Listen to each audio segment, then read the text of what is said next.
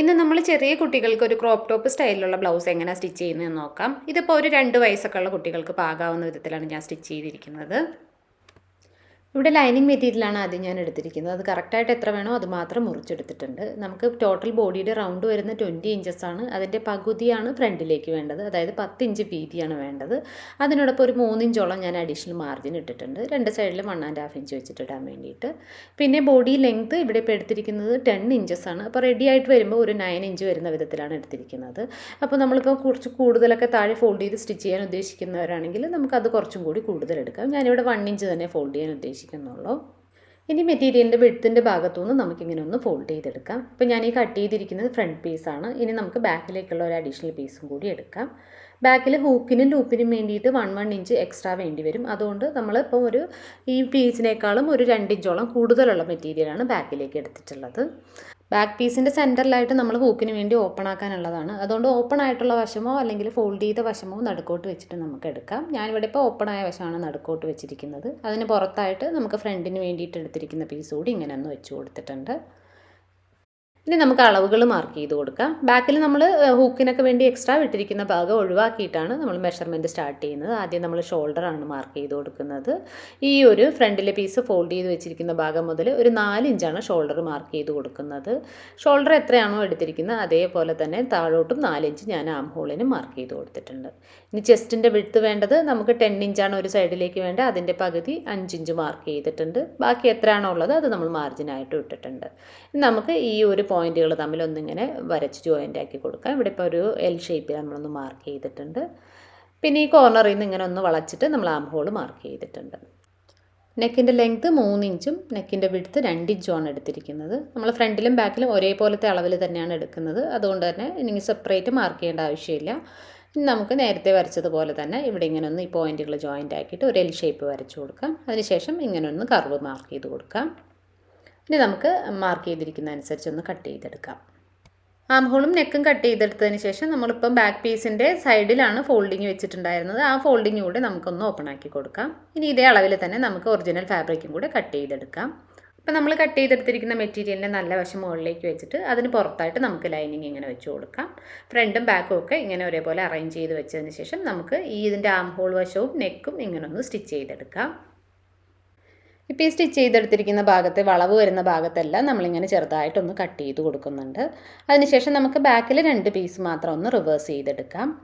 ചെറിയ കുട്ടികൾക്കൊക്കെ സ്റ്റിച്ച് ചെയ്യുന്ന സമയത്ത് ഇപ്പോൾ കസവോ അല്ലെങ്കിൽ ത്രെഡൊക്കെ ഉള്ള മെറ്റീരിയൽ ആണെങ്കിൽ മാക്സിമം ലൈനിങ് മാത്രം ബോഡിയിൽ ടച്ച് ആവുന്ന വിധത്തിൽ ചെയ്യുന്നതാണ് നല്ലത്.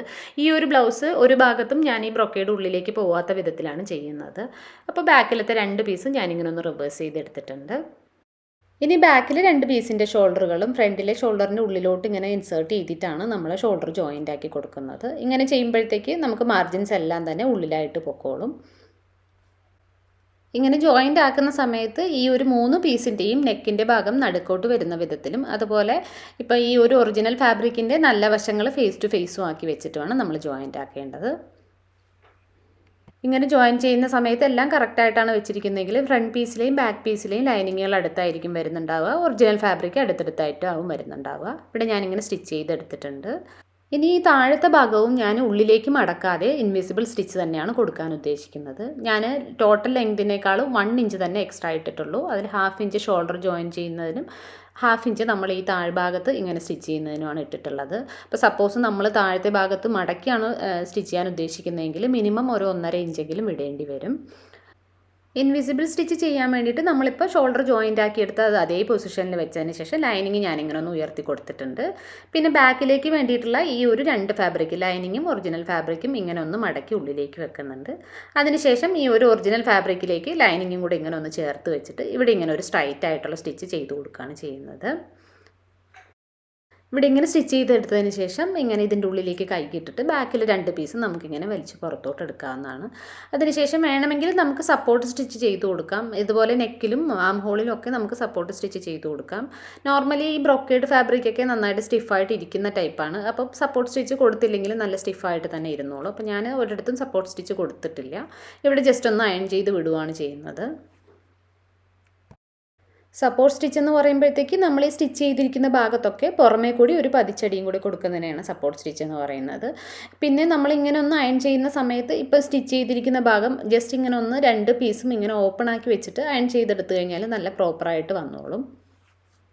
ഇപ്പോൾ നമുക്ക് ഫ്രണ്ട് പീസിലുള്ള സ്റ്റിച്ചസ് എല്ലാം കഴിഞ്ഞിട്ടുണ്ട്. ഇപ്പോൾ ഇവിടെ നോക്കുകയാണെങ്കിൽ ഇപ്പോൾ ഷോൾഡർ ആണെങ്കിലും താഴത്തെ ഭാഗമാണെങ്കിലും ഒക്കെ തന്നെ ഈ ബ്രൊക്കേഡിൻ്റെ ഭാഗമൊന്നും നമ്മുടെ മേത്ത് ടച്ച് ചെയ്യാത്ത വിധത്തിലാണ് സ്റ്റിച്ച് ചെയ്തിരിക്കുന്നത്. എല്ലാ ഭാഗത്തും നമുക്ക് ആ ഒരു ലൈനിങ് ആയിട്ടുള്ള ആ ഒരു സോഫ്റ്റ് പോർഷൻ തന്നെ ബോഡിയിൽ ടച്ച് ആവത്തുള്ളൂ. അപ്പോൾ ഇതേ രീതിയിൽ തന്നെ നമുക്ക് ബാക്കും ഉള്ളിലേക്ക് ആക്കിയിട്ട് തന്നെ സ്റ്റിച്ച് ചെയ്ത് കൊടുക്കാം. ഇവിടുത്തെ ഈ ഒരു ലൈനിങ്ങും ഒറിജിനൽ ഫാബ്രിക്കും ഇതുപോലെ ഇങ്ങനെ ഒന്ന് പുറത്തേക്ക് റിവേഴ്സ് ചെയ്തെടുക്കണം. അതിനുശേഷം നമ്മുടെ ഈ നല്ല വശവും തമ്മിൽ ഫേസ് ടു ഫേസ് വെച്ചിട്ട് ഇതേപോലെ തന്നെ നേരത്തെ ചെയ്ത പോലെ സ്ട്രൈറ്റ് ആയിട്ട് ഇങ്ങനെ ഒന്ന് സ്റ്റിച്ച് ചെയ്ത് വിടുകയാണ് ചെയ്യുന്നത്. ഇതേ മെത്തേഡ് തന്നെ 2 സൈഡിലും ഇങ്ങനെ ഒന്ന് ചെയ്ത് കൊടുക്കുന്നുണ്ട്. ഇതിപ്പോൾ സ്റ്റിച്ച് ചെയ്തെടുത്തിട്ടുണ്ട്. ഇനി നമുക്ക് ഇതിനെ ഇതുപോലെ ഒന്ന് റിവേഴ്സ് ചെയ്തെടുക്കാം. അതിനുശേഷം മുന്നേ ചെയ്തതുപോലെ തന്നെ ഈ സ്റ്റിച്ച് വരുന്ന ഭാഗമൊക്കെ നന്നായിട്ടൊന്ന് അയൺ ചെയ്ത് കൊടുക്കുന്നുണ്ട്. അതിനുശേഷം ഫുള്ളായിട്ടും അങ്ങനെ ഒന്ന് അയൺ ചെയ്ത് കൊടുത്തിട്ടുണ്ട്. ഇനി നമുക്ക് ഹൂക്കിനും ലൂപ്പിനുള്ള പോർഷൻസ് ഒന്ന് കംപ്ലീറ്റ് ചെയ്ത് കൊടുക്കാം. ഹൂക്കിന് പകരം പ്രസ് ബട്ടനൊക്കെയാണ് വെക്കുന്നതെങ്കിലും ഇങ്ങനെ ഒന്നും ഫോൾഡ് ചെയ്ത് സ്റ്റിച്ച് ചെയ്ത് അതിലേക്ക് പ്രസ് ബട്ടൺ വെച്ച് കൊടുത്താൽ മതിയാവും. ഞാനിവിടെ ഹൂക്കും ലൂപ്പും തന്നെയാണ് വെക്കുന്നത്. ഇവിടെ ഇങ്ങനെ ലൂപ്പിനുള്ള പോർഷൻ ഞാൻ അകത്തുനിന്ന് പുറത്തേക്ക് ഇങ്ങനെ ഒന്ന് ഫോൾഡ് ചെയ്യുന്നുണ്ട്. ഹൂക്കിനുള്ള പോർഷൻ പുറത്തുനിന്ന് അകത്തേക്കും ഫോൾഡ് ചെയ്യുന്നുണ്ട്. ഇപ്പോൾ ഫോൾഡ് ചെയ്യുന്ന കൂട്ടത്തിൽ തന്നെ നമ്മുടെ റെഡിമെയ്ഡ് ലൂപ്പ് ഇങ്ങനെ മെഷീൻ കൊണ്ട് സ്റ്റിച്ച് ചെയ്യുന്നത് തന്നെയാണ് ഞാൻ ചെയ്ത് കൊടുക്കുന്നത്. ഇവിടെ ഹൂക്കിന് വേണ്ടിയിട്ടുള്ള പോർഷൻ ഉള്ളിലേക്ക് മടക്കി സ്റ്റിച്ച് ചെയ്തിട്ടുണ്ട്. അതുപോലെ ലൂപ്പും ഒക്കെ ചെയ്തിട്ടുണ്ട്. ഇപ്പം നമ്മളിപ്പോൾ വലിയ ബ്ലൗസൊക്കെ ആകുമ്പോഴത്തേക്ക് മിനിമം 1.5 ഇഞ്ച് വിടേണ്ടി വരും. ഞാനിതിൽ 1 ഇഞ്ചാണ് വിട്ടിട്ടുണ്ടായിരുന്നത്. അപ്പം വളരെ ചെറുതായിട്ട് തന്നെ ഞാൻ ഉള്ളിലേക്ക് ഇങ്ങനെ മടക്കിയിട്ടുള്ളൂ.